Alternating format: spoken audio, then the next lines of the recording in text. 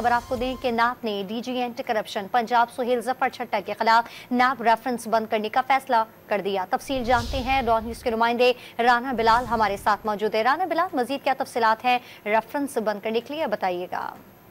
जी, NAB ने DG anti corruption Punjab Suhail Zafar Chattha के खिलाफ नैब रेफरेंस बंद करने का फैसला कर लिया है और साथ ही साथ नैब ने शरीक मुल्जमान राय इजाज और कामरान मुमताज के खिलाफ भी नैब रेफरेंस बंद करने का फैसला किया है। सुहेल जफर चट्टा समेत दीगर मुल्जमान के खिलाफ गुजरात पुलिस फंड में करप्शन और इख्तियारात के नाजायज इस्तेमाल का नैब रेफरेंस लाहौर की एहतसाब अदालत में दायर किया गया था। अब डॉन न्यूज़ को मौसूल दस्तावेजात के मुताबिक चेयरमैन नैब ने DG anti corruption Punjab Suhail Zafar Chattha, Rai Mumtaz और कामरान राय इजाज और कामरान मुमताज के खिलाफ नैब रेफरेंस वापस लेने के लिए बाकायदा लाहौर की एहतसाब अदालत में एक दरखास्त दायर कर दी है, जिसमें ये मौक़िफ़ इख्तियार किया गया है कि सुहेल जफर चट्टा, राय इजाज और कामरान मुमताज ने रेफरेंस वापस लेने के लिए चेयरमैन नैब को दरखास्त दी थी। मुल्जमान की दरखास्तों का बज़ौर जायजा लिया गया और मुल्जमान के खिलाफ शवाहिद मौजूद नहीं है, इसलिए ये केस साबित होने का इम्कान नहीं है।